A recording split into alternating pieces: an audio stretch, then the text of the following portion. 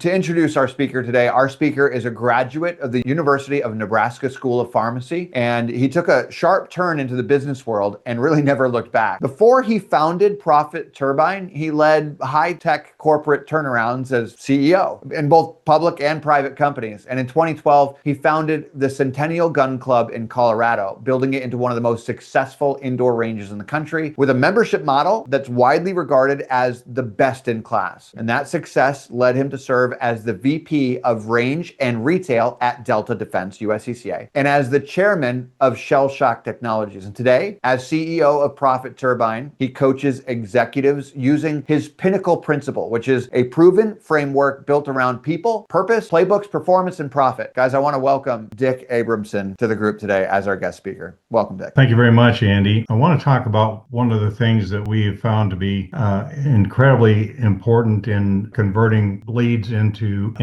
business. I want to talk about the use of drip campaigns. One of the things that is really impressive about Andy's method is that you're collecting emails and phone numbers first, which give us a beautiful place to run email drip campaigns in addition to the text campaigns that we do. We find, particularly in selling memberships in ranges, which is where I spend a lot of my time, the drip campaigns are very, very effective. So I want to talk through what a drip campaign is, what the advantage is, and show you how to create a good drip campaign. Seemed like a good topic for today. The why part of drip campaigns is that a single email that goes out rarely changes behavior. And we see this all the time. The one and done email just doesn't work. We have to have a path to convert people. We all know, in opening our own email, you get a single email from somebody. Unless it's something that I'm ready to take action on this right now, we just move on to the next email. But a drip campaign, it works because it starts building familiarity and consistency and trust over time. So we want to have a series of emails going out to people and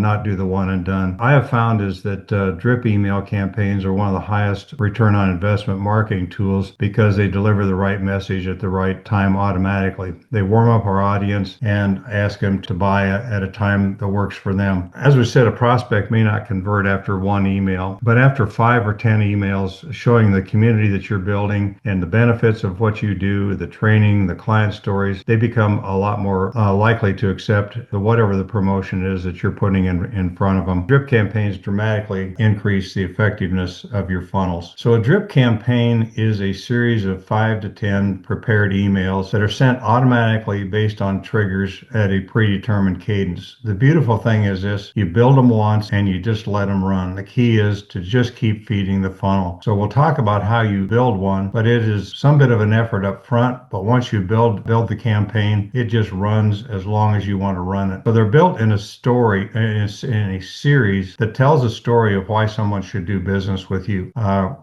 Testimonials from your existing users are really good ones. Stories engage people and get people going. For anybody that hasn't read the book Story Brand by Donald Miller, it changed the way I did business. It changed the way I did marketing, where the customer is the hero and you are the guide. And our traditional marketing just preaches how good we are, that we're better than everybody else, we're faster, we've taught more students, we've done all that. Guess what? The student doesn't care about that. What they want to know is, what can you do for them? Andy talks a lot about transformation, and what we want to do is paint a picture through these drip campaigns, the transformation that your potential client can make by engaging with you in the offers that you're making. So they're built on a series that tells a story of why your prospect should act on the call to action, and that is all about the transformation. The cadence of these emails, when you set them up in the automatic drip campaign, is typically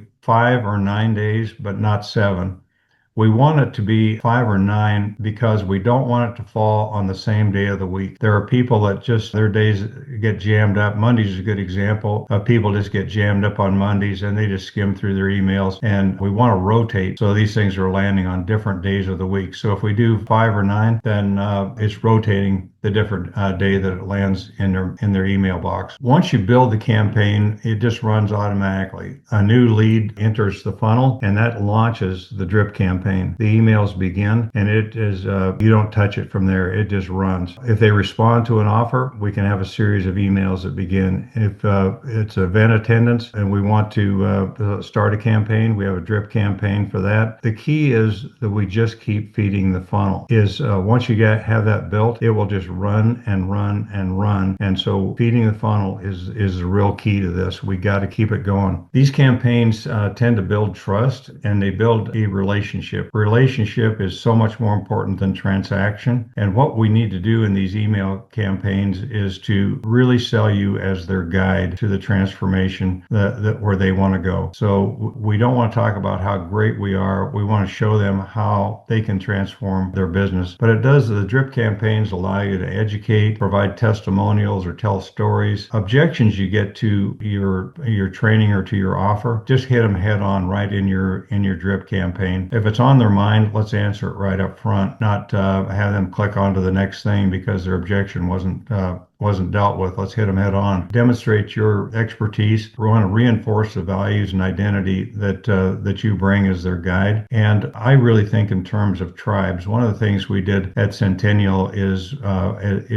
we built tribes, and these are groups of people that have the same belief system as you do. So it's strong to get your beliefs in there. You believe in the Second Amendment. You believe in continuous training. You believe in making them protectors of their family. If those are the things that you believe, that's what millions of people out there can identify with as well.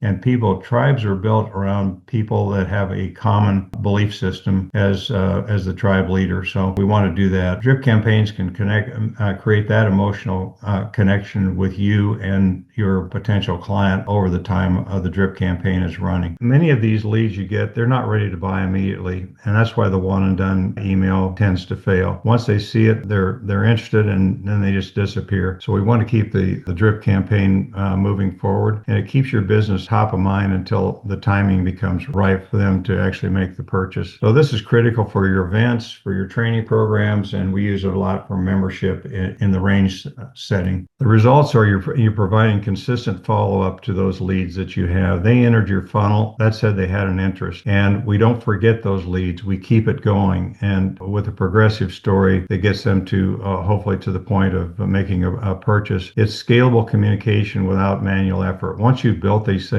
they just keep running. So this becomes a 24/7 salesperson as long as we just keep feeding the funnels. We'll get higher open rates and higher click-through rates as we continue to improve these things, and it improves our sales conversion rate. At the end of the day, it provides predictable revenues. We want to really watch these campaigns and really look at them on a regular basis. There's always things we can do to improve the drip campaign. When I see a low open rate on one, we start looking at, can we change up the subject line to make it more attractive? And higher open rates are solely determined by a trusted source. First of all, if I get an email from a trusted source, I'm likely to open it. If it's not a source I really understand, it's the subject line that draws me to click on that email and actually open it. So if we have an email that's just not getting the kind of open rates we want, we try changing the subject line on it and see if future people coming through that funnel, that we get a higher open rate once we change that. The preview texts are really important, and that's what you see in your inbox. You see the subject line, but you also see the preview. Can we strengthen that preview text to improve the open rate? The other thing is changes in timing. For a consumer market, delivering your messages late mornings tends to get the highest open rate, but if that's not working, change it to a different time. Change it till in the evenings is the second most operative time to get consumers to open emails. So there's things we can do to improve those open rates. The important thing is the click-throughs. How many people click through to your offer? If we're not getting the click-through rate that we want, is there a way we can improve the offer or improve the call to action? How can we make that call to action more tempting to click on that to go on through the offer? So if you're not getting high click-through rates, really look at the offer, look at what the lead up is to the offer, and change that up a bit to see if you can't get the the click-through rate to improve. The other thing is to improve the story structure. If we're not getting click-throughs, are we really painting the picture of the transformation that this person is going to get once they enter your program? Can we improve the story? Can we add testimonials? And so we want to just keep working on these to just keep pushing open rates. As we just work on continuous improvement, that will just compound over time, getting more open emails and more click-throughs. So how do you build a drip campaign? ChatGPT is really a friend in doing these. This is a long slide, but this is exactly what I put into ChatGPT. It built me a long-form 10-email drip campaign for some generic training company, inviting clients to gain knowledge, experience, proficiency through whatever you call your training program. Current clients have described the confidence this program has given them and the knowledge and tools they've acquired to protect themselves, their friends, and their community. Top Drawer Training is your guide to becoming a confident protector through the Family Protector training program. The call to action is an invitation to participate in this program through a special offer, whatever you determine. For a limited time, you can gain this confidence by clicking this link. This is a limited time offer. Act now. I've put this into ChatGPT and it produced a beautiful set of 10 drip email campaign, and they were just all of them were really solid. It will ask you then and maybe even make suggestions of how to improve this. For example, when I put this in is, do you want to put something in about building a community? Yes, I do. So you can just keep improving it over time. But this produced 10 long form emails that I was able to take, and I can paste that right into my whatever tool you use, the Go High Level Momentum HQ, and set up your cadence, and you're off to the races with this. So this maybe takes 10 minutes to put this together, and I have a 10 email drip campaign. If I'm running a 9-day cadence, that's going to run for about 90 days, right? So that drip campaign is just going to keep your message in front of them. One of the things you need to think about is people are going to be doing the click through at different times in the campaign. Some may wait till the very end to click through. You need to have an offer out there that they can accept when they click through that, which means you need to have future classes scheduled out there that they can click onto and sign up for. So you can also ask ChatGPT to create a companion SMS campaign, which is what I normally do. Once I finish and get this drip campaign the way I want it, I say, please create a companion SMS campaign to go with this drip campaign. So it will then spit out an SMS campaign. So you now have both an email campaign and an SMS text messaging drip campaign. The one thing I really encourage you to do is every email to personalize that with the individual's name. Put their name, dear whoever, and put that in there. That helps, is proven to get them to read further if their name is on it. Long form emails will outform short form emails every single time. I don't know how many of you get on the USCCA promotion list, but you'll notice that all of their emails are long form emails. They go for pages and pages, and their conversion rate is absolutely incredible. This is where ChatGPT helps a ton. It's hard to sit down and write 10 long form emails, but we want to make sure that we specify that when we're getting our emails developed through whatever AI that you're using. I really encourage you to use A/B testing on your subject lines. You can ask ChatGPT, give me, I want to A/B test this, give me alternate subject lines and text previews that you can try. So send half of them to one list and half to the other list, see which one performs the best, and just go with that one. We want to just keep tweaking our call to action to increase the click-through rates. And as I mentioned earlier, consumer emails sent between 9 and 10 a.m. are going to get the highest open rates, 9 and 11. The second highest window is in that 5 to 7 p.m. window. So if you're not getting great open rates in the 9 to 11 window, try the later window. The important thing is just keep feeding that funnel and let that automation work for you. The expectations here is if we're going out to brand new prospects we've had very little contact with, to get 40% or better open rates should be our goal. Those that have engaged with us in some way, we should be expecting 60% or higher open rates. I want to look at the inverse side of this. This means if you send an email and you're getting a 40% open rate, which is pretty darn good, that still means that 60% of the people are not getting your message. So 60% have no idea what you just sent in the email. Disappointing. If we look at traditional email where you get 20% or less open rates, that means that 80% or better never see your message. That's why the consistency of putting those out there and building that trust will really start improving the open rates. Somebody that's had a relationship with you, we should be seeing 60% or better open rates. Key is we got to just keep feeding the funnel and make this automation. So that's what I have today. I'd be happy to open the floor for any questions or discussion that might come up. I got a question, Murph here. So I typically send out my emails. I use Constant Contact, and I've been defaulting to, for the most part, when they tell me is the best time to send it. How did you determine it's between 9 and 11 a.m.?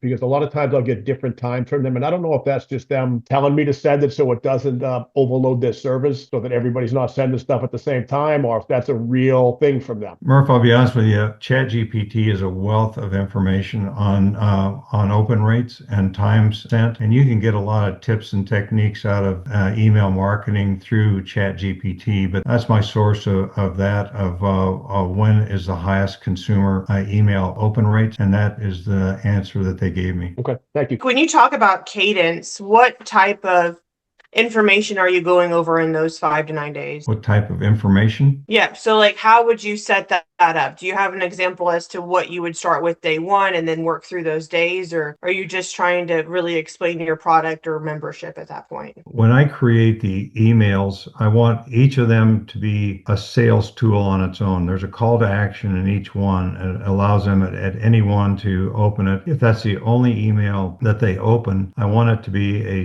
standalone. So I'm going to assume this is the only email they see, and I want to tell a story in that email that is strong enough to get them to take action and click on the link to sign up for your class or your program or whatever it is. So I'm not sure if I'm exactly understanding it, but they are not sequential. In other words, I don't have to have viewed email 1 before email 2 makes sense to me. They're going to stand alone as a story that hopefully compels people to take action. Am I misunderstanding your question, Haley? No, that was my question. I was thinking of it more sequential, so I was just trying to get clarification on that. We have to assume that they didn't see previous emails, so each one has to stand alone as a compelling story that will get them to take action. And that's why long form is so important, is each one we want to tell a story that says, wow, this will help me with that transformation that I desire, and I want to take action on it. Can you help us understand the difference between long form and short form emails? I typically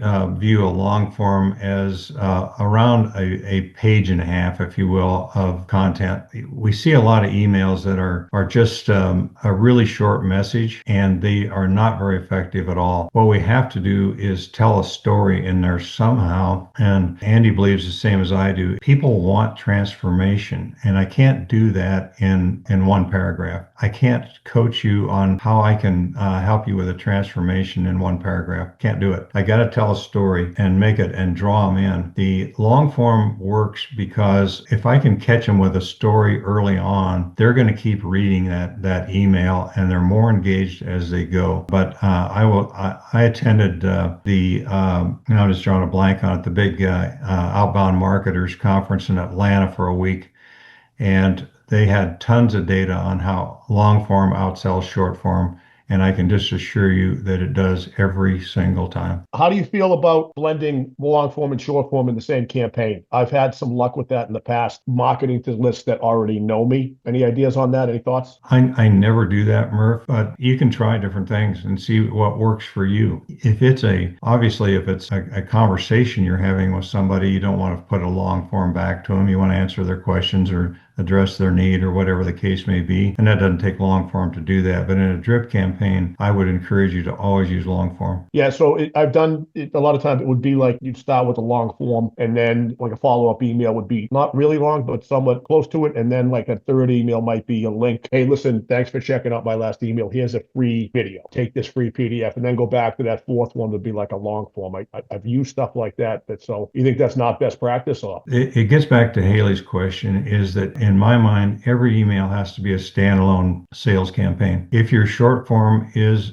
something that's selling what you're doing or increasing your relationship with that person, then try it. But I see each email as a standalone sales campaign. Yeah, I try to use the short form ones as like a value add to build value in. How would you do that in a drip campaign? It depends on what the product is, you know. So like I have an app, so I've run drip campaigns where we try to get people to buy it's an app for the gym, a personal training app, and we want to get them to do that. So we may put in, you know, the long form pitch, second long form pitch, and then the third email is going to be like, hey, thanks for checking out these last two emails and still considering the app. Here's a sample of one of our courses, and we give them a link to like a 20-minute video. Okay. And then we follow up with that after that with a long form. You do raise another good topic. I think adding videos to your email campaigns is a really good thing. People love videos. So if you can link a video in as just more engagement, what I'd encourage you is if you can somehow show a transformation in that short video, that is a perfect thing. People want transformation. That's why they come to you. One other thing I can add, you had mentioned about timing, the 9, I think you either said 9 and 11 or 9 to 11 for sending. And in our business, yeah, we're very cognizant. And I wanted to let everybody know inside the app, we do have it's too much to go through now, but we do have the option of selecting the recipient's local time zone. So here's the issue. You want your email to land when somebody is sitting at their computer or they're up and awake. You know, the majority of spammers, we all deal with it every single day. We wake up and we've got 60 plus emails that many times we just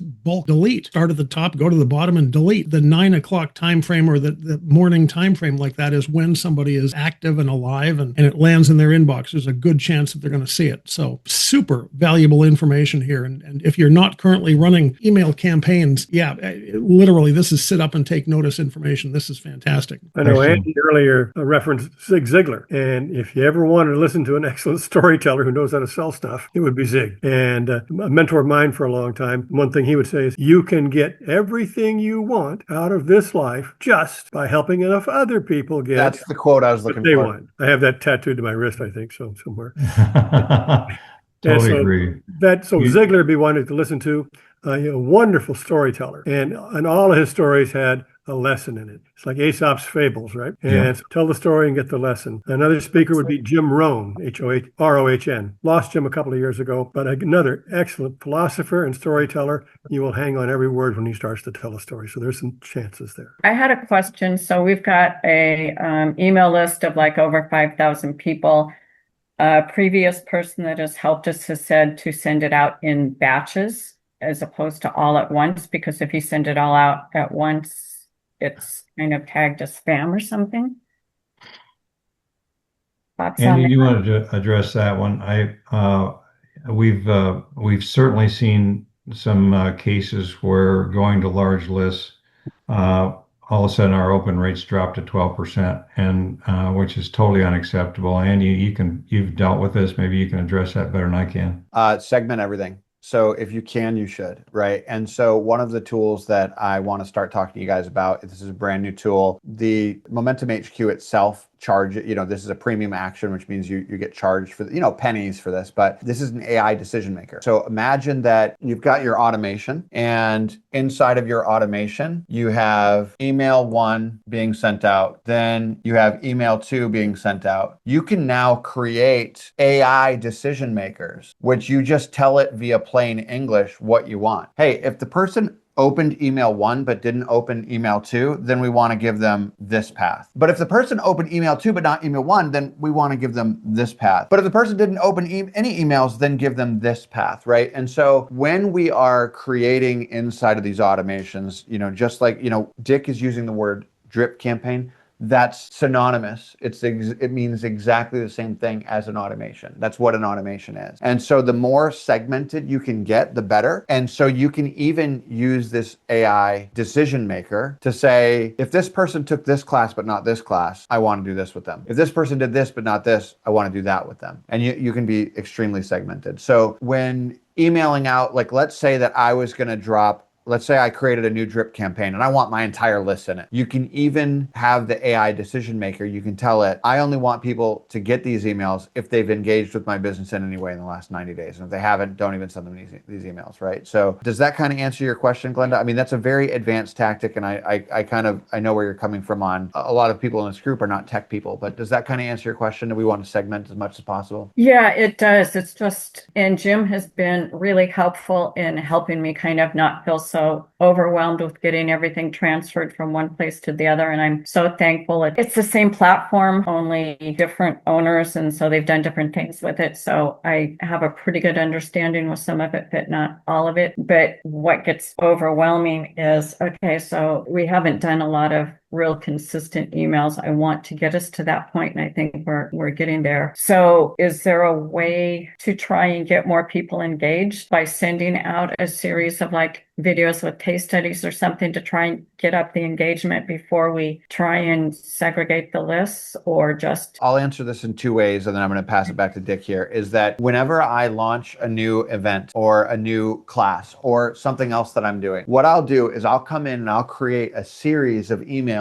in an automation about that event or about that class or about that thing that I'm trying to sell or that thing that I'm trying to talk about. I'll create 5 or 6 emails, and then I'll drop my whole list into that drip campaign. Now my whole email list is going to be getting these emails about this event or this topic or this thing that I'm trying to push really hard in my business. Okay. And then I also have other automations set up that when they take action, so let's say that I'm doing an event, right? My open carry event. I drop my entire list into the open carry event to get all these emails about this open carry event. But the second they register for that open carry event, I remove them from this automation and I now bring them into this automation, because now I don't want them to keep getting emails about the event they just registered for. I stop their process in here and I move them into here. I stop their experience in the one that I'm selling and I move them into the one that's confirmed. And Andy, I'll add that tags in the email are so important. For example, if you have somebody that's already attended a class, tag them in your email so you're not